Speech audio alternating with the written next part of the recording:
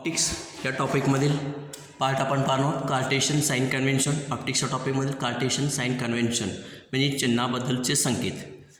इतर ठिकाणी रे डायग्राम काढत असताना नेहमी ऑब्जेक्ट हा लेन्सच्या किंवा मिररच्या लेफ्ट साईडला ठेवला जातो.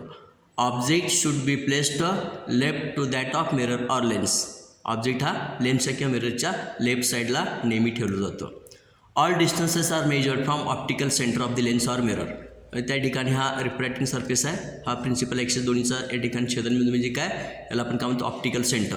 म्हणजे सर्व डिस्टन्स ऑप्टिकल सेंटरपासून मोजलं जातं. इकडेही डिस्टन्स किंवा इकडेही distance. All distances are measured from optical centre of the lens or mirror. ठीक आहे, हा दुसरा नियम.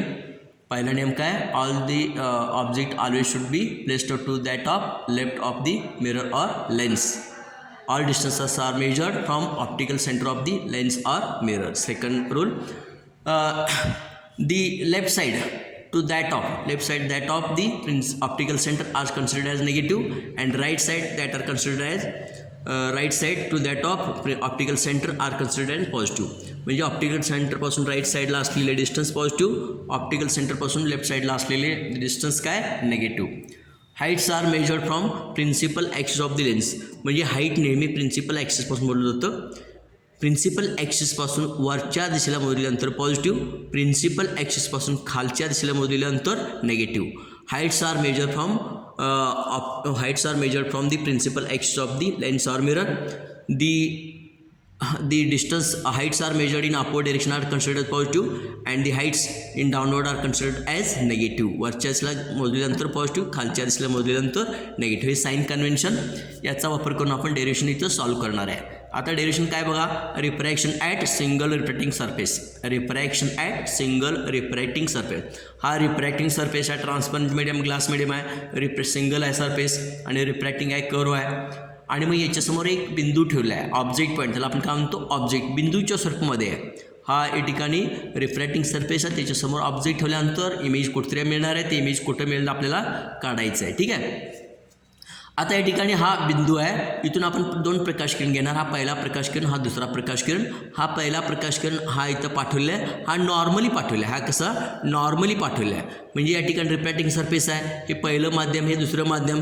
हे पहिल्या माध्यम दुसऱ्या माध्यमामध्ये जात असताना प्रकाश किरण नॉर्मली पाठवला असेल तर नॉर्मलीच जातो. नॉर्मली पाठवला असेल तर नॉर्मलीच जातो, त्याचा मार्ग बदलत नाही. म्हणजे हा प्रकाश किरण मार्ग न बदलता आहे तसं जातो. ठीक आहे, दुसरा जो प्रकाश किरण आहे ओ ए हा प्रकाश किरण इत्या ठिकाणी आपण हे पाठवलेलं आहे, ह्या रिफ्रॅक्टिंग सरफेसवर पाठवलं आहे. म्हणजे आपण काय म्हणतो अँगल, हे काय इन्सिडंट लाईट रे, याला आपण काय म्हणतो अँगल ऑफ इन्सिडन्स. हा काय इथं नॉर्मल आहे, हा काय नॉर्मल आहे, अँगल ऑफ इन्सिडन्स. आणि मग एका माध्यमातून दुसऱ्या माध्यमामध्ये जात असताना प्रकाश किरण त्या ठिकाणी त्याचा मार्ग बदलतो, त्याला आपण काय म्हणतो रिफ्रॅक्शन. हा प्रकाश किरण मार्ग बदलून तो असं येणार आहे. ठीक आहे, म्हणजे ए आय या मार्ग इकडे येणार आहे, आणि हा प्रकाश किरण हा प्रकाश किरण रिफ्रॅक्टेड लाईट रे, हा रिफ्रॅक्टेड लाईट रे, दोन्ही प्रकाश किरण या ठिकाणी एकत्र येतात. म्हणजे ह्या ऑब्जेक्टचं इमेज आपल्याला इथं मिळणार. हा ऑब्जेक्ट पॉईंट आणि हा इमेज पॉईंट.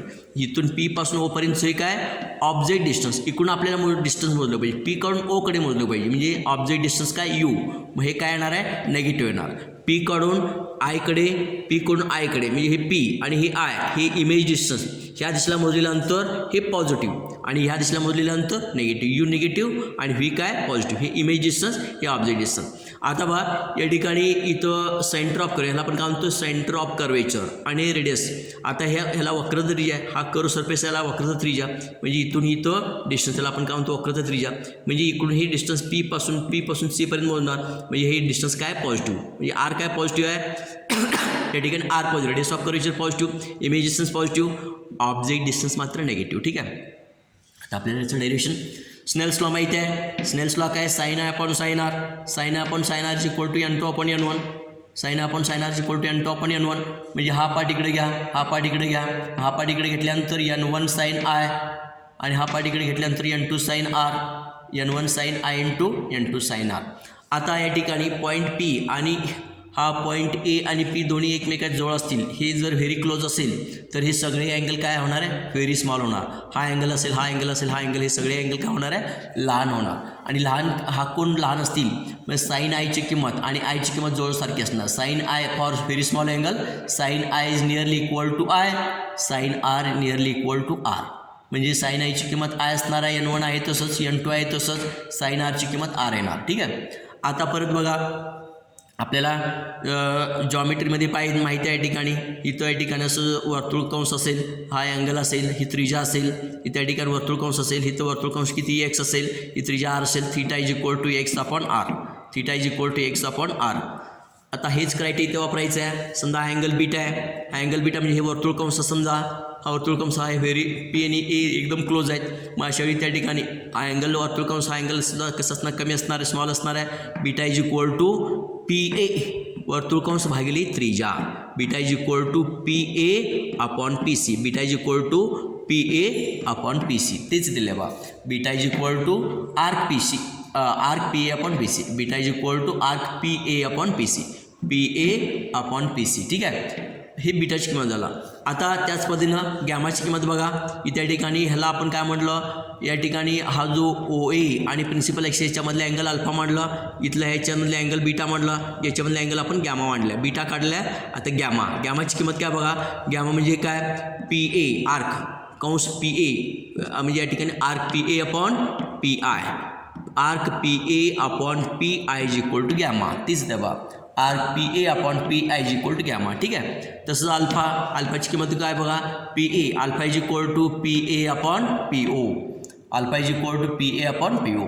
आता परत हा जो त्रिकोण आहे बघा, हा त्रिकोण angle triangle O C A, triangle O C A याच्यामध्ये हा आहे बाहेर या ठिकाणी आपण बाह्य कोणाचा प्रमेय किंवा एक्सटेरियर अँगल म्हणजे अल्फा आणि बीटाची किंमत कशाबरोबर असते, आय बरोबर असते. ह्या दोन कोणाची बेरीज ह्या बाह्य कोणाबरोबर असते, आपण काय म्हणतो बाह्य कोणाचा प्रमेय किंवा ठिकाणी exterior angle. Alpha plus beta is equal to I किंवा I is equal to alpha plus beta, I is equal to alpha plus beta. तेच दिले बा, I is equal to alpha plus beta. तसंच या ठिकाणी आता हा त्रिकोण बघा, कोणता त्रिकोण, आय सी ए ह्या ट्रँगलमध्ये ह्या दोन कोणाची बेरीज ह्याच्याबरोबर असते, ह्या दोन कोणाची बेरीज ह्याच्याबरोबर असते. म्हणजे आर आणि गॅमाची किंमत R plus gamma is equal to beta, R plus gamma is equal to beta. तेच दिले बा, R plus gamma is equal to beta. Gamma या ठिकाणी गॅमा पलीकडे घ्या, R is equal to beta आहे तसंच गॅमा पलीकडे गेल्यानंतर इथं पॉझिटिव्ह इकडे गेल्यानंतर निगेटिव्ह होणार, R is equal to beta minus gamma. ठीक आहे, इक्वेशन 6 आहे. ठीक आहे. आता इथं ठिकाणी हे इक्वेशन आहे बघा, N1 आहे तसंच, हे N1 आहे तसं. आयची काय किंमत इथं आय, आयची किंमत किती, अल्फा प्लस बीटा, आयची किंमत अल्फा प्लस बीटा. N1 आयची किंमत किती, अल्फा प्लस बीटा. ठीक आहे.